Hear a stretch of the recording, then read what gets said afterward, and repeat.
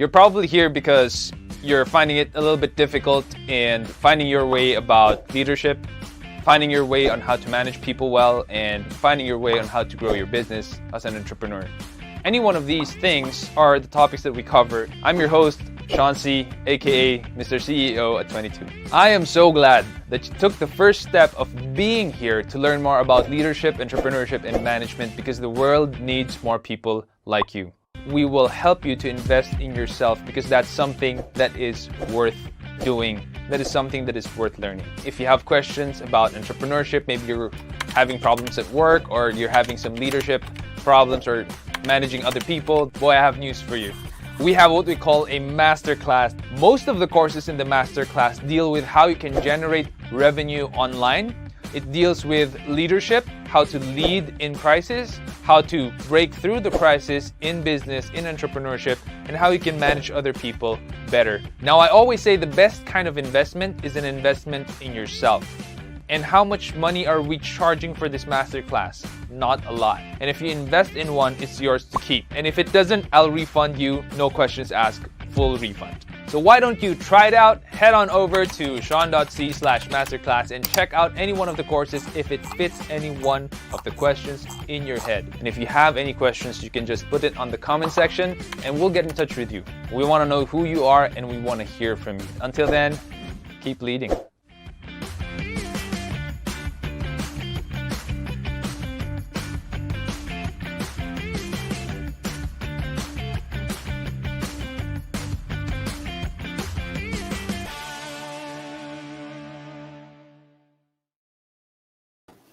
All right. Hey guys, welcome back to the show. It's another Thursday night and I am excited to be here with you. Thank you for all of you who are now tuned in. You guys are early.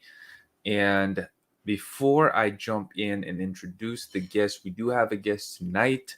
If you guys saw the poster before I went live, you should be excited. Now, we have published a couple of episodes this week on Spotify, and that is going to still be with Jason Barnard. Yep, and Miss Tony Aquino is also one of the episodes that we published. We have a lot of episodes with Miss Tony Aquino, and then we have the latest one from Mr. Joseph Worker. What is building a sustainability startup like? So for those of you who are planning on building a sustainability startup, you might want to tune into that.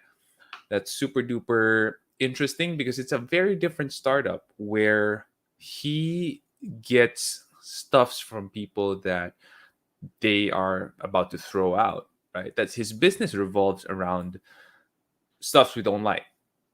Stuffs that might be still working, but we just don't have any space for it in our home. We don't use it anymore. We might want to dispose of it. That's what his business is about. So if you are interested in that sounds interesting to you, you might want to check that episode out. We published that just today, October 21. How to protect your brand search engine results page. Again, if you're interested in SEO or you want to just protect how your brand stands out when you search for it in Google, you might want to tune into this episode published October 19th. It's just 11 minutes. And my AMA with Ms. Tony Aquino is what should you know before investing. There you go. We are now at episode 283, almost 300 episodes already since we started last July 2019. I hope you guys have not just tuned in and learned, but also enjoyed the episodes as you listen to them. I hope that you've had a couple of laughs as much as I did, and you had fun listening to them. And if you're more of the visual type, you want to see what's happening, how I interview people, and you want to see our facial expressions. I don't know why, but you'd want to see that. All of these episodes are also available on YouTube, and the link is right there down below. leadme.ph/YouTube. There you go. I hope you guys have been sharing our stuffs as well because we do have giveaways. Starting today. We're going to be sharing some stuffs about that later on. And it's pretty exciting. And I'm just gonna go ahead and hop right in to the questions we have for tonight. Okay. First question is from V. What's your leadership style? Did you have to make shifts in your style, especially when you started managing more than one business? My leadership style, well, one of the things that I really don't like to be is a micromanager. So I'm more of the type of leader where I will tell you the parameters and the KPIs. My expected output usually is just one, two, or three things. Usually it's just one thing. Like, this is what I expect. If you're able to do this, I'm going to be happy. Right. And these are the things you can't do. Other than these things, do it however you want to do it. That's how I lead and manage people in my team. And in terms of pushing people to grow, I always share the books I read. I always share what I'm reading online as well, some blogs that I read on digital marketing, some stuff that I read on leadership, on self-improvement or personal growth books. And I also have this podcast that, I hope that some of our people in the team are listening to. Of course, the ones editing the podcast, they have no choice. But for the ones who are not editing it and do have a choice, I hope they're tuned in and they're learning, because leaders are learners. You can't lead if you're not learning. Uh, Also, leadership style. Oh man, I'm more of the, if you respect what I do and respect what I stand for and who I am, then it's up to you to follow. I don't coerce people.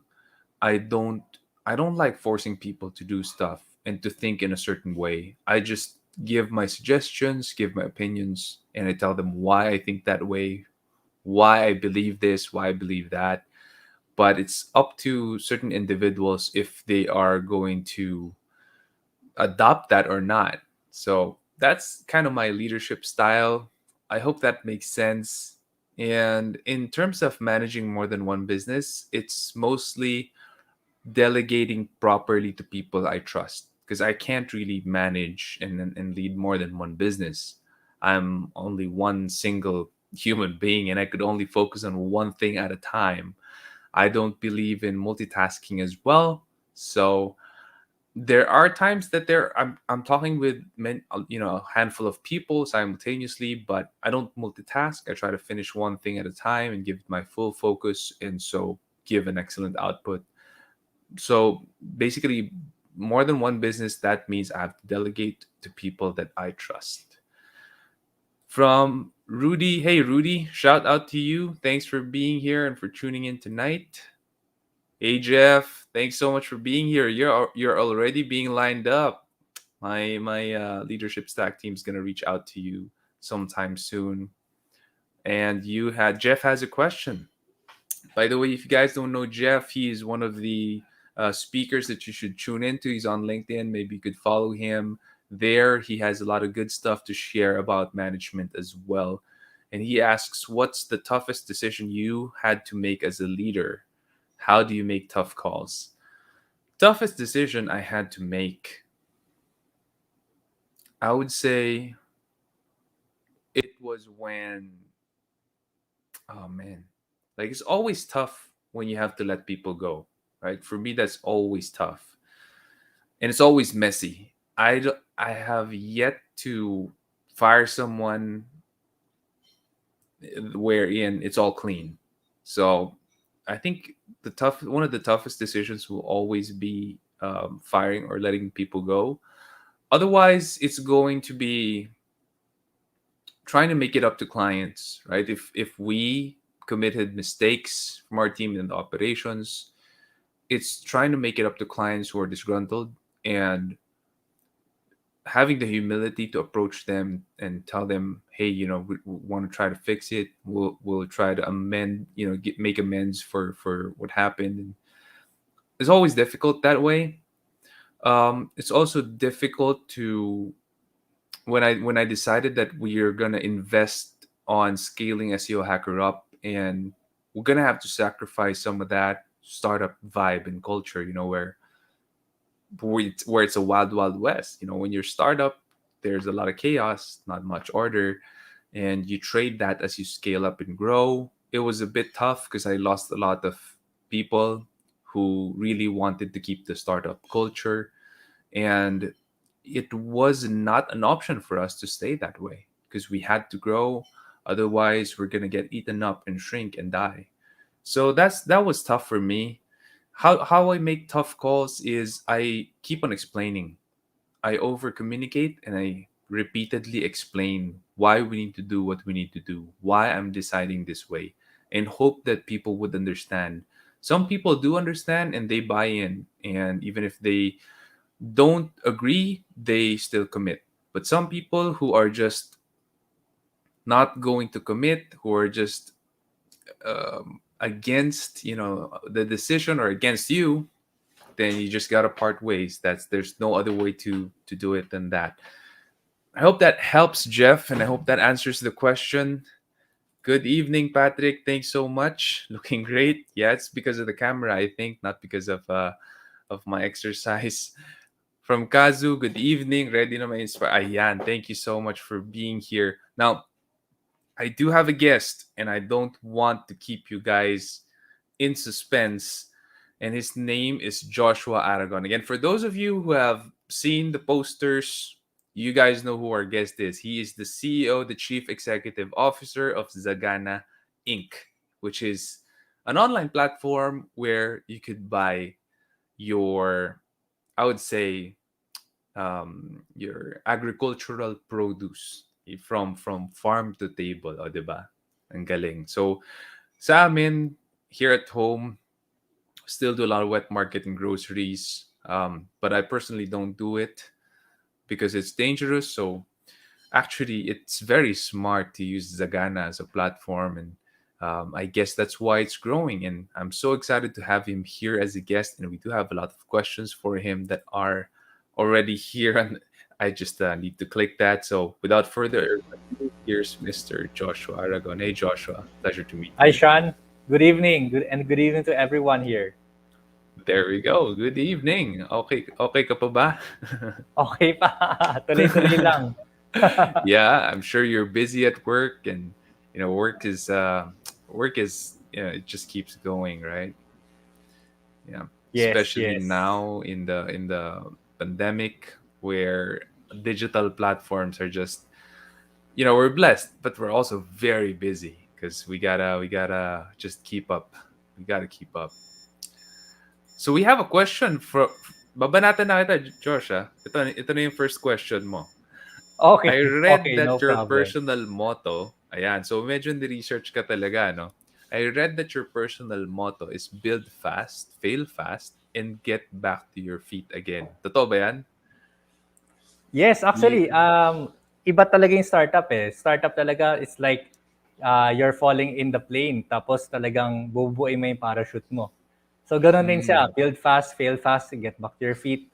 mhm, There's no time for you to grieve.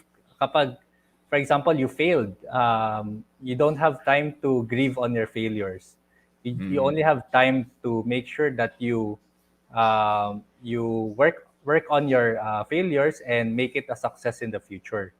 Kasi you Yep. have to talagang aaralin mo how did you fail, and eventually kailangan balikan mo tapos aralin mo paano mo gagawin to ulit ng tama. Yeah. Yeah. Do you have any advice now for people who want to build a business but can't really afford to fail? Okay, so tumalon sila pero may parachute or dapat may trampoline dun sa ano sa baba. So Anong advice mo sa kanila? actually it's a leap of faith. Talagang leap of faith talaga yan. Imagine when I started my first venture, Pushcart.ph, talagang it's on my own. I was working for my family business, but eventually my dad told me, before you turn 30, kailangan you have your own venture. Kasi if over 30 ka na, mas magiging riskier ang life mo. And kasi why riskier? You'll have a family, you'll have kids, and then you'll have tuition fees to pay. So if you fail after 30 or 40, ang hirap na mag-recuperate. Imagine if you have a family na and you bigla nag-fail yung business mo. So, saan ka pupulutin? So, before 30, you start your own business. Any failure that you've done before 30, you can easily recuperate it. The family, your friends will always be there, and also your mentors who will help you. And for people who needs advice on how to build their business, but can't afford to fail, you need to find good mentors who are industry experts in that field. So, one example is when we started Zagana. Iba yung I find mentors talaga before getting inside what an industry that I don't even know how to play with, agriculture. We started as a family business into trading. And from trading, it eventually led to online e-commerce. Then now we're back into the traditional agriculture and we're revolutionizing it to do the 30 minutes delivery. And imagine, traditional e-commerce nga before, it takes 5 days to a week for the items to arrive. And now we have revolutionized it to 30 minutes delivery. And that's because we were able to get the right partners. Ito yung proper mentors who has the industry knowledge and experts on how they will be able to scale it properly. And you need backings. You need to have that billionaire mindset. Kung sino ba yung mag-back up sa business mo eventually, and they won't let you down. They will support you all the way. They have this mindset na okay lang, hindi pa tayo at that stage right now, but we will support you. And you need those kinds of people. Wow, galing. By the way, how young are you? Are you younger than 30? Are you Because No, with what you I'm said earlier, kailangan before 30, di ba? Makapag-start ka na.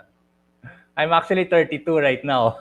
32. Kaya pala successful na yung business. Kasi no, but you started with a couple of companies before. I saw that before pushcart.ph, you started Lapatronics, right? Which deals with invasive laparoscopy. Is that right? Actually, that's our thesis. Thesis lang namin yun Got sa it. Lasal.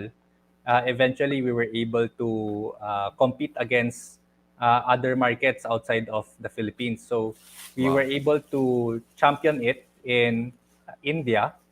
Nag-compete kami doon and eventually went to UC Berkeley to compete with other startups as well. So Galing. it's a patented tool that's already been patented in Wow. Lasal, and we're getting royalties na rin from you. Wow. Galing ah. Galing. So, are you married? You just married, right? Is that right? Yes, last week. Congratulations. There you go. So, 10-10. Sakto yeah, sa 10. sale. Oo, congrats. Sakto sa sale. Congratulations. So, there you go. I do completely agree. When you start early, it's the way to go, and you can risk more and safer for you as well. Now, here's the next question. How did you know you were ready to start another company? I think this comes from the context of from pushcart.ph to Zagana. What's the story behind that? Actually, yung one of the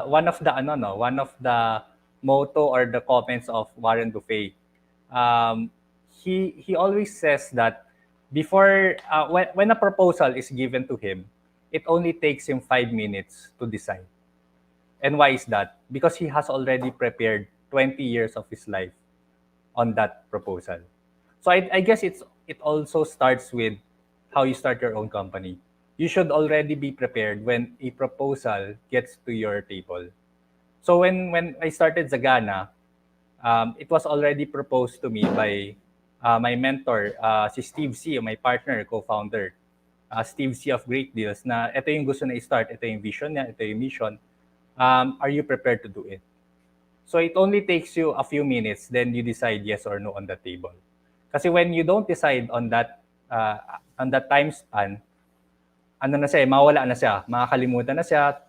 With the fast-pacing world right now, bukas iba na yung trading, 'di ba? Like we have a lot of markets right now na makakalimutan na. Kaya you have to decide very quickly if you want it or not. If the first reaction pa lang, parang hindi mo alam gagawin mo, and you said no, mawalan yung opportunity. Got it. Got it. Galing. Actually, this is a very difficult question. How do you know if you're ready? Parang you just don't know if you're ready. But you're right. If you're prepared or you have ample preparation experience, you can port that and start another company. Very good stuff. How were you able to get connected with venture capitalists in Silicon Valley? This is not Or my question, so I don't even know if this is true. one very funny story. You just have to apply talaga. You apply online. Sobrang bilis lang ngayon mag-apply. I think there's a lot of people who also applied in Y Combinator. You applied lang, and then they will get back to you. You return back yung mga questionnaires nila. And eventually, they will call you. It's like, for example, for me, when I started Pushcart, I applied for Y Combinator. They sent me I will say yung schedule nila. So it was a 5-minute call. 5 minutes lang. And then they would ask you questions if they decide to let you fly out to Silicon Valley or to meet with them in San Francisco. So eventually I got that that green light, and I flew. As in, they called me, asked me a few questions, then they got back to me after 24 hours. So hindi mo ma-imagine na 5 minutes lang and then they will let you fly na to Silicon Valley, all paid for by Y Combinator. And they said, Josh, are you free to fly next week? So para isipin mo, are you ready ka rin ba to fly next week? Do you have the papers? Do you have the yung mindset mo? Are you prepared to fly? So eventually, I was able to fly to Silicon Valley the next week. Brought my co-founder. We eventually got interviewed by 4 of the panels in Y Combinator. And ayun, so from that aspect pa lang, they will connect you to a lot of investors na. They even connected us to one of the investors of YouTube. So nakakatawa pa yung pag-pitch namin doon. We met lunchtime in the YouTube campus. So it was around 12, and then he said, "Wanna grab lunch?" So sumakay lang kami sa Tesla na car niya, and then he told us to pitch inside his car. So isipin mo, from 0 to 100 miles mph, yun yung parang for 3 seconds. Pinush na yung gas, and then nag-pitch ka in the car. In the highway. So yun, yung mga stories na yun, it's fun to relive with. And these are very good people who also have deep connections in the Philippines. Wow. Interesting. So it's just really one email, no? Just doing it, just showing up. Yeah, just showing up, just apply for it, and pitch your idea. Di naman siya they won't contradict you, they will just listen to you. You just need to put in that effort. Galing. And this pushcart.ph was before the pandemic, diba? When you started it. Yes. That was in 2017. Right. Wow. So you had like some foresight already, you're one of the first players there. So when the pandemic hit, good timing. We were prepared. Yes, we were prepared. Yeah. Galing. Next question would be, what kind of businesses do venture capitalists like to invest in? How did you know they were the right people to tap for your business? What kind of business? I think it's more of, they always talk about scalability. Paano mo i-scale yung business mo either from a local setting or to a global setting. And this one, they also look into right now, from a unicorn mindset, most VCs are going into the camel mindset. Camel mindset is profitable ka, and you will be able to parang focus your business if nagkaroon ng pandemic. So mabubuhay ka pa rin kahit may pandemic, buhay ka pa rin. Parang being flexible or being in the desert and you can still survive. What made that shift, right? Was it Airbnb? Because Airbnb really took hits, right? Yes. And there's a lot of examples right now that Kasi there's a lot of nangyari dito sa pandemic eh. So nagising lahat sila and nakita nila sino ba yung camels that would survive for a long time even if nagkaroon ng pandemic, lockdown, and eventually how they will be able to pivot their business as well. So it's the founder's mindset on how they would survive. Got it. Got it. I want to rewind a little bit in that Tesla. So medyo rewind, medyo back to the past tayo dun, no? So what happened there? What were you feeling? And how fast did you have to pitch your idea there? Ano siya, less than 5 minutes. You just ask a few questions. Okay, I'm good. I like your startup. Ganun lang sa Talaga? kabilis. Oo. Tapos we had lunch and then balik na ulit kami. Wow. My gosh. It So, was siguro dahil you're backed up, siguro you're introduced with the right people. Yeah. Especially coming from the Y Combinator people, if they introduce you, they recommend, mabilis na yon, mabilis parang you will have the proof of confidence. wow. Galing, no? And how did it proceed? So you got the yes from the investor and from Y Combinator. How did it get all the way to here? How did they like provide the funds, the mentorship, and how did how did they connect you to their to the people they know here? What happened afterwards? Well, yung sa Y Combinator is ano pa lang kami, nasa stage pa lang kami of being interviewed. So we weren't able to join the program, but eventually naman they were very supportive. As in every quarter, they will get back to us, ano na yung nangyayari. So even if you don't get into it, they will provide you support pa rin. Got it. Got it. Galing. And that's very valuable, no, when you're starting up. Yes, yes. Kasi you will have that connection. You will have that network pa rin. Yeah. At least you've gone to that round. You were able to experience it. And you were able to tap the right people for your business. Yeah. Galing. Galing. Okay. As someone who's interested in building a business, would you recommend that I connect with investors? Why or why not?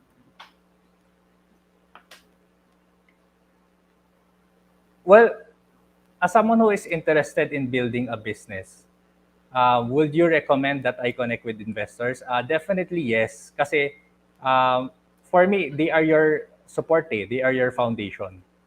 For example, if naubusan ka ng funding, well, right, the very first start, how will you get that funding? Will you fund it yourself? Or will you look for, of course, you need investors to fund that program para mabuo mo yung project. And eventually, if naubusan ka ng runway, who will help back you up? Of course, the investors as well. So you will need them really. But before you get them, you need una, do they believe in what you do? Ano ba yung purpose ng company mo? What's your mission and vision? And how will you be able to have the same mindset with them? Kasi if they talk about money lang or numbers, you won't get too far. But if they believe in yung personal mission nila aligns with the company's mission or the startup's mission, they will help you all throughout. Even if they don't ask for any payment, for not much of a big equity, they will really tutulungan ka talaga all the way. Yeah. Yeah. And usually investors are well-connected people, no? They're successful in their own field also, diba? It's always good to have that kind of connection. Yes. Hey Ron, thanks for tuning in. Shout out to you. Sabi ni Vian, kala ko mala Shark Tank. Oo, medyo, but I think Y Combinator is a seed. Oh no, it's an incubator. So it's kind of like their seed round / support, no? Yes. Yeah. So you can search it online. Letter Y, Combinator. If you guys want to apply, there you go. It's as easy as how Josh explained it. I never tried it. I would love to try someday though, right? If I have another new idea. But for now, sabi nga ni Josh, you're married, you got kids. That's where I am right now. So not anymore in the startup world. and I'm not sure if I could go back there. We have a question from LJ. What made you start an online agri business? That's a good question. Well, ano talaga you need that training eh. Hindi naman siya basta-basta na nagbukas ka ng business, ito na yung gagawin mo. Ito yung na-conceptualize mo, ito na yung gagawin mo. You need a lot of training, insights, and industry knowledge. So when I started Zagana, it was I attended the Alibaba e-founder program. So that was in June of 2019. We went to Hangzhou, China, learned how e-commerce works in China, what is rural commerce, rural e-commerce, and how it grew tenfolds in China to $1 billion market. So eventually, we learned that aspect. And then when we got back to the Philippines, Steve mentioned na, oh, Josh, yung mga natutunan natin, why don't we apply it here in the Philippines? Yung program naman is for us to really gather those insights and bring it back to the Philippines and work on growing the e-commerce industry. So that decided for us to go into agribusiness because one of the people in the DA, the Department of Agriculture, brought us to Bugyas, Benguet. Dinala kami doon. He showed us how the livelihood of the farmers, what's happening in that industry. And in interview namin, one of the people who we interviewed is Lola Flora. She's 89 years old and still tilling the farms. So isipin mo, under the sun, 89 years old, talagang hirap pa rin. And then I asked her, Lola, ang ganda ng farm mo very bountiful harvest. Makita mo how vast gaano kalaki yung farm nila. And it's more than like 10 hectares, 20 hectares land in Benguet. Wow. And then makita niya na masasabihin ko, kamusta yung livelihood? I'm sure you're living the life. Ang sabi niya, she's living day by day with utang. Kasi pag bumagyo, mag-uutang siya kasi masira yung mga goods niya. When she has to till the land, like put in the seeds, the fertilizers, kailangan niya mangutang. And yung mga tao na who will help her harvest, she needs the money for them to roll the cash. And eventually, when the trading comes na, when yung mga traders papunta na dyan to pick up the goods, binabarat sila. So, sometimes they get the produce at break-even price or even below cost. Kasi yung market is very volatile. Ang competing market nila hindi lang sa Benguet but even other places. Yeah. So, the market plays with it. So, minsan up and down yung prices. And then, we saw the problem. So, number one, if you see the problem, you create a solution for it. And that's what started us. That sparked the idea. And that sparked the business. Galing. So, there you go. There's the problem. And you were passionate enough to want to solve that problem. Yun ang kailangan kasi a lot of people could hear the same story and say, that's someone else's problem. But if you're passionate about enough to solve that problem, there you go. You can start a business. Sabi ni Boss Danny, great seeing you both on this talk. Ayan, shout out sa iyo, Boss Danny. Thank you so much for Good evening, Boss Danny. Oo, nakakahiya naman. Parehas nga pala tayong JCI Manila members. Okay. We have a question from Nino. How did the agricultural supply chain disruption caused by the pandemic affect your agribusiness? Yan, magandang tanong yan. That's a good question.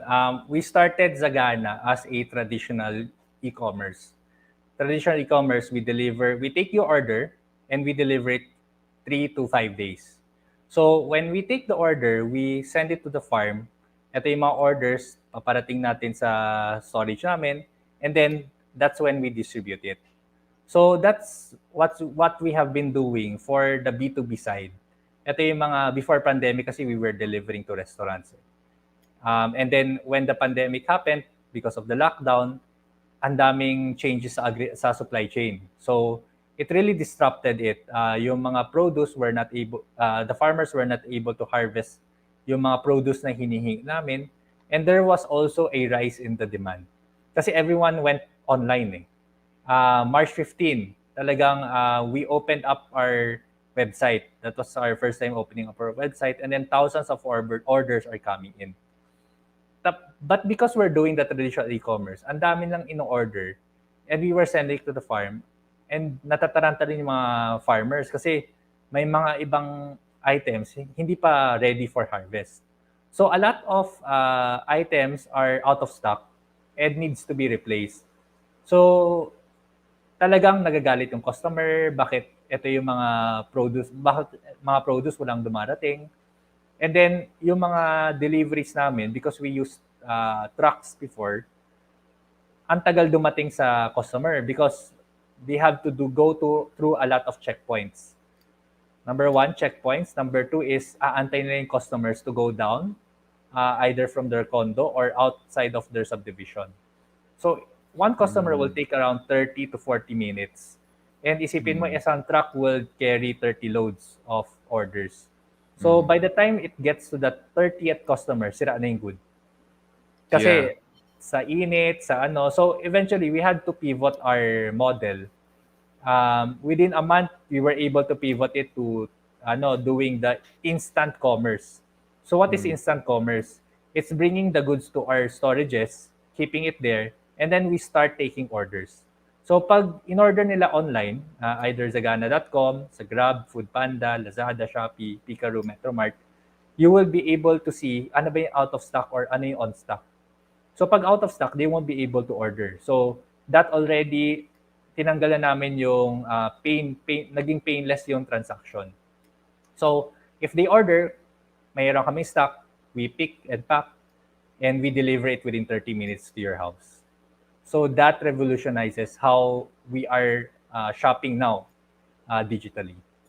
Galing. I have a question. This one's my personal question. So, me and my wife used to go to the grocery store to buy our vegetables and our poultry.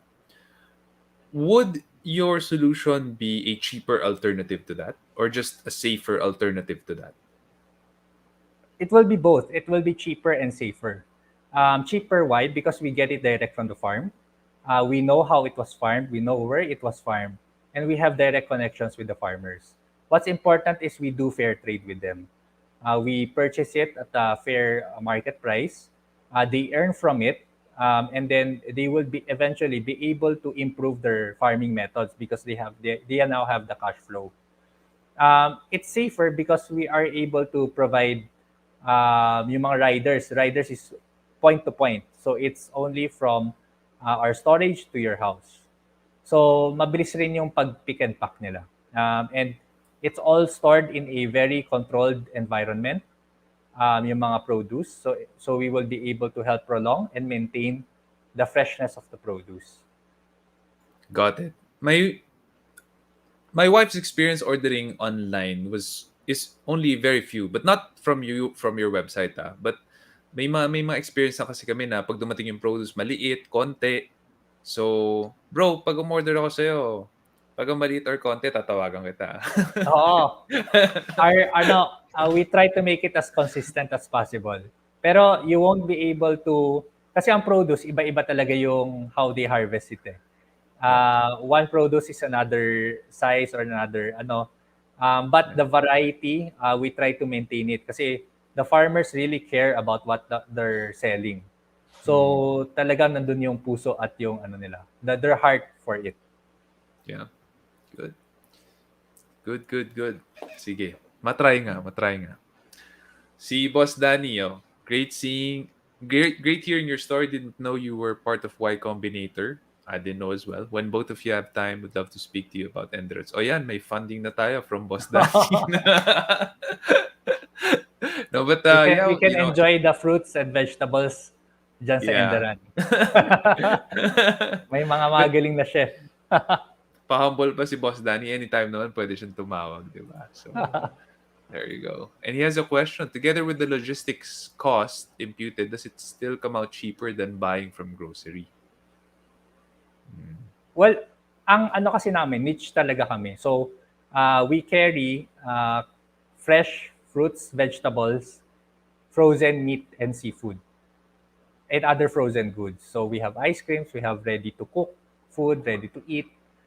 So all is chilled or frozen. So talagang focus namin is agricultural products. And in terms of logistics naman for the last mile, for me it's cheaper talaga kasi we only yung delivery fee is just 59 pesos. If either from Grab, Food Panda, for us we're matching it with the 59 pesos. Parang parking lang, no? Mas mahal pa yung parking na ibang mall. You get mas mahal pa yung parking tsaka yung gas mo going to the mall. Yeah. And you get fresher foods. Talagang within 24 hours sa'yo yung food. Galing. And now we have another question. What sets it apart? So we know that, there's other solutions trying to also go into the same industry, provide the same service. What sets Zagana apart, and how did you formulate your unique selling proposition? For us is I would say yung 30 minutes delivery. I don't see any farm to table grocery shops that's been doing that. And we have the selections. We have selections from highland to lowland crops. We have yung mga frozen goods like seafood coming from Capiz. All the way come from Capiz, which is the seafood capital of the Philippines. We were able to work closely with the fishermen.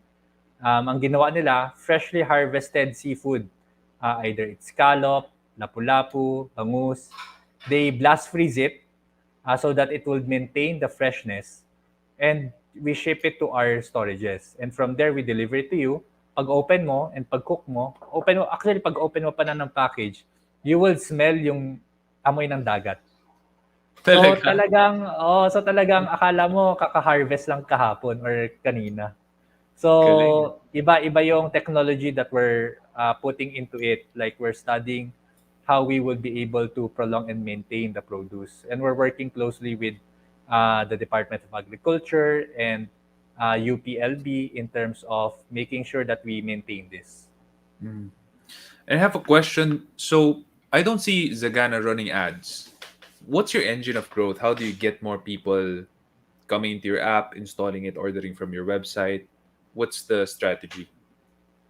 For now, we're already starting to mobilize our way of putting into the social media market, creating content, going to the farms, working, creating yung mga videos with them.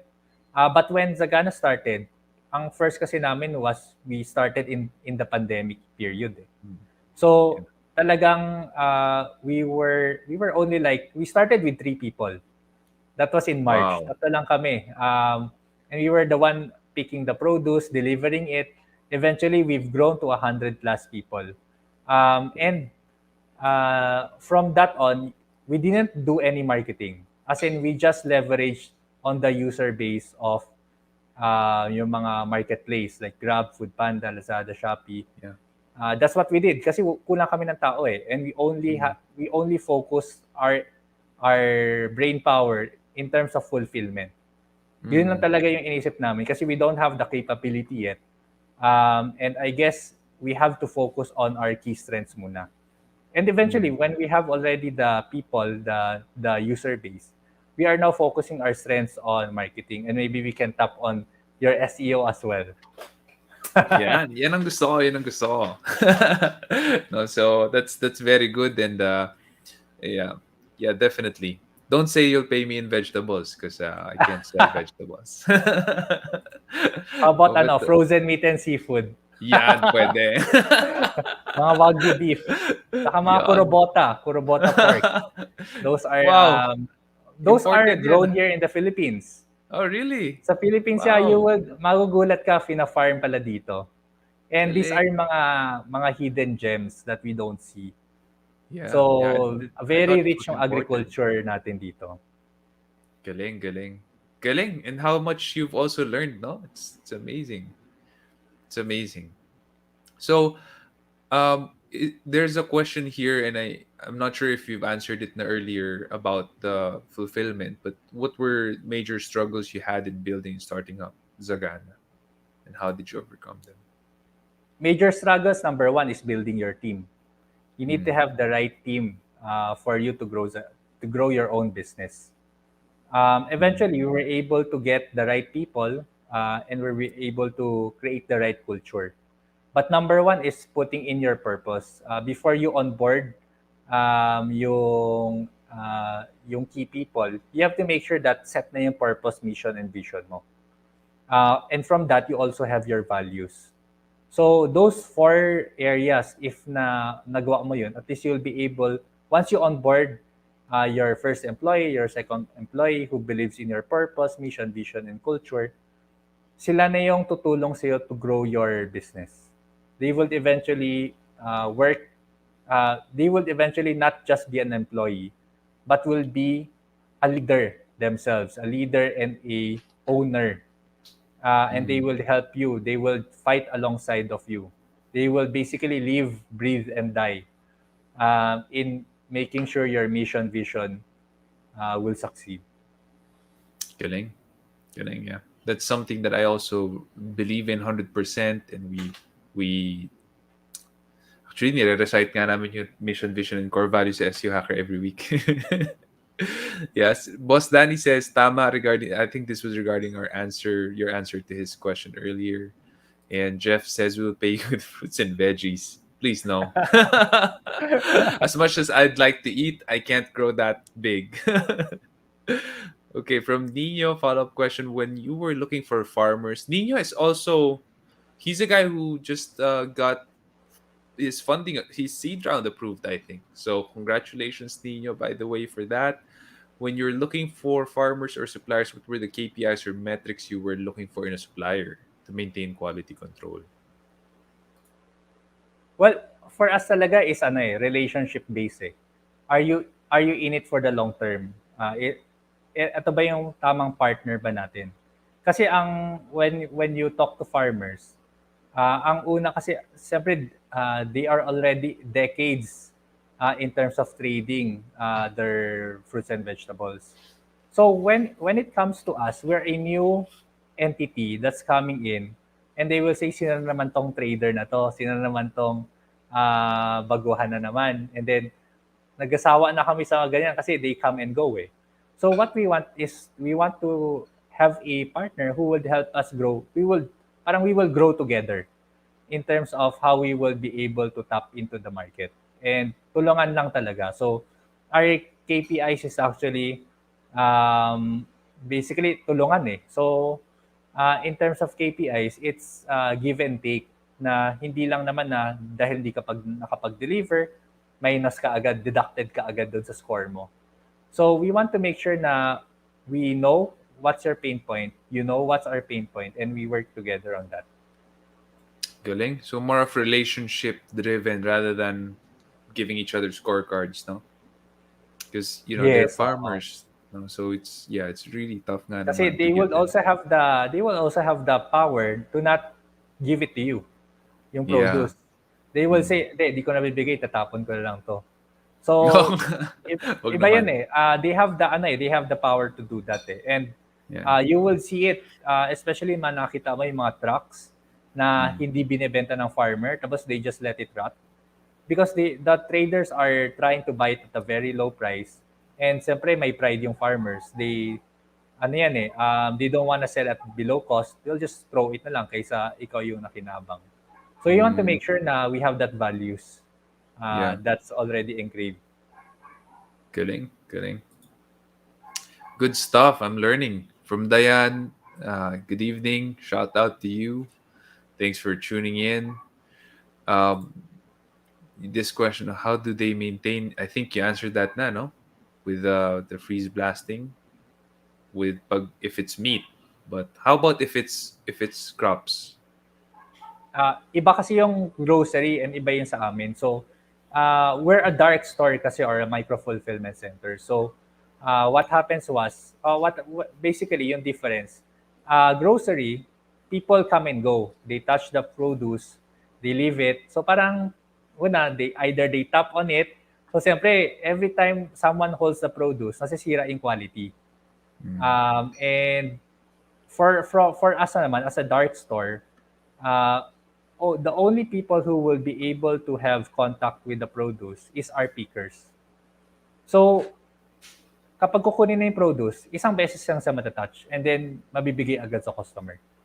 So we will be able to maintain the freshness, yung temperature, if ilan degrees, for example, 5 degrees, maintain siya within 5 degrees, and then it's already packed properly, and then kukunin lang ni picker, give it to the rider, deliver. So that's how fresh it is. Unlike for groceries, you would have multiple people touching it. So Yeah. we try to maintain yung risks, this risk it de-risk you from the virus and also yung freshness it maintains. Got it. And Josh, I'm wondering how many people use your app or transact on a daily, weekly, monthly basis? And is it an AB market, a BC market? What kind of people use your app and order from you? But it's AB market, and it's talagang from 25 to 35 years old. Most of them are young moms who cooks for their house, or some are millennials who buys produce for their family. So yung mga either yung mom and dad who doesn't want to use the app, o anak, ikaw na yung bumili for us. And these are Okay. people who are in Metro Manila. So you will see, nakakatawa ngayon yung data that we're looking at. People from Paranaque to Makati buys their produce at different iba-iba yung selections. Iba-iba rin yung buying behavior nila. And some people would love meat in Paranaque, and some people would love more vegetables in Makati. So nakakatawa yung how we are looking at the data and how we see how we can help create a food secure Philippines. Kasi at the end of the day, how would you plan or how would you forecast yung supplies mo and yung demand? And it should match kasi dito natin matutulungan yung mga farmers natin. Kasi yung mga farmers, when they're at their farm, when they look at their neighbors, nakita nila, ang lakas nila magbenta ng tomato So ngayon, mag-farm sila. After 4 months, lahat sila nagtatanim ng tomato, sa bagsak yung presyo ng tomato. So ngayon, we're already giving them the data na ito yung, okay, ito yung mga kailangan i-plant and then just stick to it and all of you will earn from it.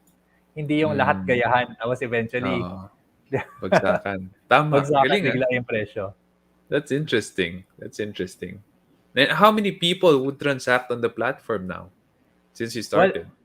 We started with a few lang. Talagang every business naman, you start with one person transacting until he becomes a loyal customers.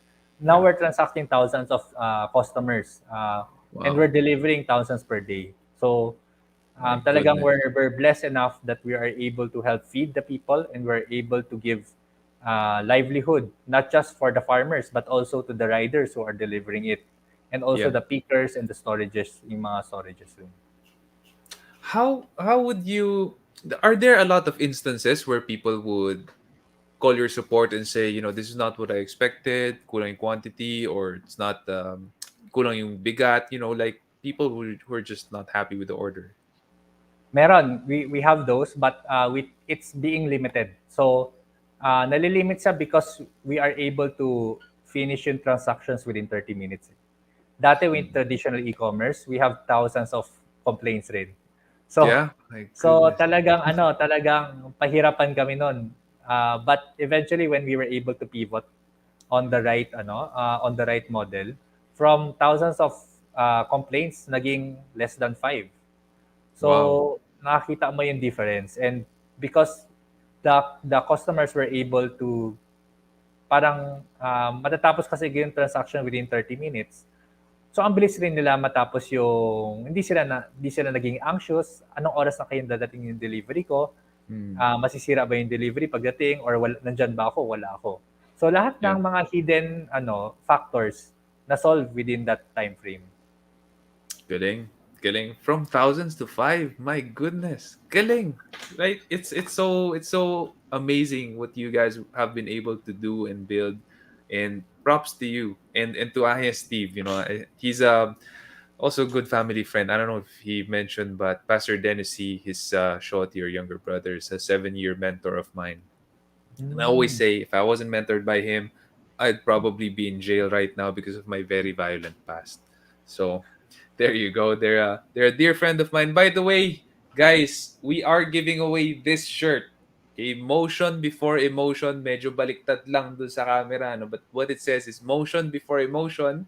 Inspiration comes after you act. O, di ba? Inspiration comes after you act. We're giving away this shirt. We have small, medium, large, XL sizes. If you share this episode on YouTube, subscribe, like, follow us on Spotify, we will know and we will be able to put you in the raffle and you'll be able to win it. We will ship it over to you. Now that that's said and done, we have two other questions. Unahin na natin yung kay Ron. Mas madali yung kay Ron. What's Zagana's vision as a company? So, I'll start with our purpose. Purpose kasi namin is to uplift lives using technology. So, technology comes into a lot of play. You have the logistics process where you bring the produce from point A to point B. Number two is how you will be able to prolong and maintain the produce. And number three is how you will make it yung seamless as possible yung transaction. So we did the instant commerce. So our mission here is to bridge the gap between food producers and consumers. So food producers, who are they? They are the farmers, the fishermen, and the livestock growers. So focus talaga kami on agricultural in the agriculture industry. Our vision, we have 4 visions. Number 1 vision is we want to create and we want to create great talents and let them thrive in our Zagana setting. So bringing that culture and providing the right people to put in place, and they will help grow the company, and not just the company but also the community. Number 2 is we want to make sure na yung stakeholders namin are happy. Kasi siyempre, who are we helping? We are helping the farmers, the delivery riders, yung nagde-deliver. We have to make sure that they have ownership as well.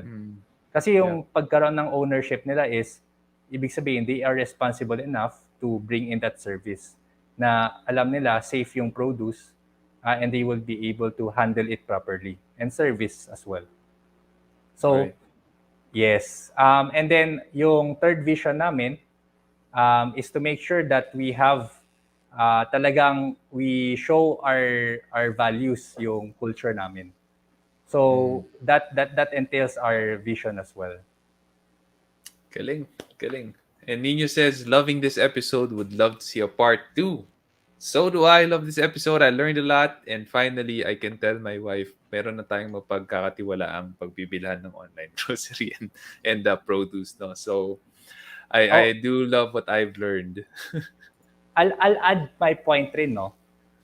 So yung isang vision rin pala namin is, yung very important pala is, we want farming to be the preferred livelihood. So what does that mean? It means that yung pag-farm, we want to bring in the young generations to go back into farming. And eventually, siyempre, ngayon, ang average age ng farmer is 60.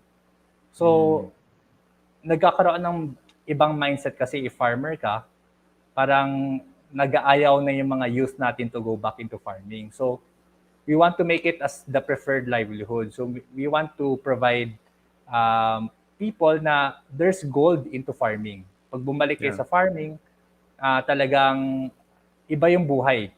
And some people would attest to that. Especially yung mga nag-farm na ngayon. They will see, parang ang sarap pa ng buhay na maging farmer. Or ang sarap pala na makatulong rin. So that aspect we want to provide. And the other, if you want to make farming the preferred livelihood, then consumers naman, we want to allow every consumer to have access to safe produce. So eventually, we'll be able to provide them yung mga deliveries namin that's very convenient and has better service. Yeah. So Josh, next time, invite mo ko sa farm mo, ha? We actually don't do our own production.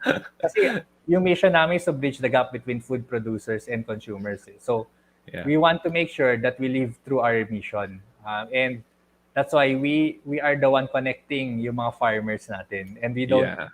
But I will invite you to our partner farmers. Yan, So we will okay. introduce you sa mga farmers namin, and then maybe you can interview them rin. Kasi iba yung kakaiba sila iba yung mindset rin nila, and very interesting on how they will discuss this to you. Yeah, I would love to be able to do that someday, no? And there are a lot of people then thinking of buying a farm or starting one. Maybe you're one of them someday, when for retirement or near retirement, diba? Yeah. So, sabi ni Patrick, super nice shirt. I wish it wasn't um baliktad, no? But right now it's medyo baliktad siya dun sa isang camera. Here though, I think I could show it to you there. So it's not it goes well here in this camera. I don't know why that other camera baliktad siya. But yeah, we're giving this one away. So yeah, just like, subscribe, and share in YouTube, and it's yours. Um, we have the last question. This is the last question from Nino. With the abundance of supply from your farmers, have you ever considered manufacturing products to try and pierce the FMCG industry? So yung abundance means oversupply. So if oversupply ka, you will have you will try to prevent products that will degrade, or yung mga masisira na. Yung mga kasi highly perishable yung mga produce eh. So if masisira na, sayang naman pag itatapon mo. So you do post-harvest. So what are post-harvest? Post-harvest are products that you turn them into other products that you will be able to prolong or maintain the shelf life of the product. Either you create it, you turn it into canned products, bottled, or into fried, or yung mga chichirya as they call it. So there are a lot of ways of doing that, and I guess it's more of the processing side naman. So for us, we're not into processing. Eventually, siguro we can create a new business unit just doing that. But for now, I will say binibigay na lang namin sa mga processors who will be able to have that expertise to handle that. Galing. So there you go. There's an abundance, and yeah, maybe a new business unit someday, when things get a little bit more stable. Grabe. And how young is Zagana? How many years has it been? Oh, we since you just guys- turned our second year nung nung September. Grabe. From 3 to 100 people in 2 years. My goodness. Like SEO Hacker, it's a 10-year-old company. We're still like almost 60 people right now. I mean, makes me wonder what I'm doing. Si Mitch sabi, thanks so much. Sobrang na-inspire. O yan, na-inspire mo siya, Josh. There should be a part 2. And there will be someday. We're gonna try to schedule it again. And I learned a lot, and I enjoyed this episode. And if you haven't yet, please do subscribe in YouTube. That would help us a lot. Or follow us on Spotify. This episode right here is gonna be turned into a Spotify and YouTube episode sometime in January. So medyo marami kaming backlogs. I do have my private recordings as well. That's outside of my 8 p.m. Thursday night AMAs, which I do for international guests. So that's why, if you've tuned into the podcast on Spotify or YouTube, ang dami nating guests from Europe, from Turkey. That my last event, there was a guy from Turkey. So you learn from all of these different people from all different walks of life, and in different expertise. And right now we've learned from Josh, who is a 2-year-old the 2-year-old CEO of Zagana. Kasi hindi pala siya 2-year-old CEO dahil may iba siyang startups before, So I've learned a lot, and I hope it adds value to you. Hey Josh, before I let you go and before we end the session tonight, what would be your advice to people, maybe the young ones who are tuned in right now, thinking of getting into farming or agriculture, or just starting a business? Well, for me, it's always doing the right things and God will provide. So what does that mean? Kasi there's dalawa yung pagsasabi, do things right or doing the right things. Do things right kasi ito yung mga, for example, procedures, ito yung rules ng company. So you have to follow this and that. But doing the right things is your integrity. Ano ba yung tama ba talaga gawin? So sometimes you have to look into ano ba yung factors involved. Eh. So, and when you do the right things, God will provide means that pag ginawa mo ng tama yung mga yung kailangan mong gawin, eventually you will be rewarded. Amen. Parang ano rub off sa'yo si IST ba? Nafe-feel ko from there. So, completely agree. Jeff says, too modest, and oh yeah, no, I'm not. Yeah, like sometimes I wonder what I'm doing wrong or right. No, but yeah, I'm blessed. Don't get me wrong. I'm blessed. I'm happy. I'm content with what God has given me, and you guys know how I started. I started like completely nothing as well, and different points of view. I'm also inspired right now, and very happy with what I'm learning from Nino. Good to see someone with the same SDGs. I'm not sure what that means, but hey, thanks Nino. Thank you for tuning in and for asking your questions, guys.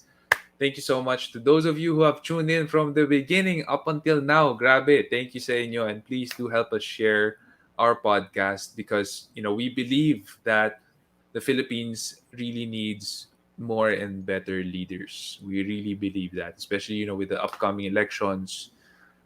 It's leaders who are just going to be able to change and improve our country. That's what we believe. That's why we have this podcast. We're not making any money from this. We want to add value. We want to see more leaders here in our country. God bless you guys and good night.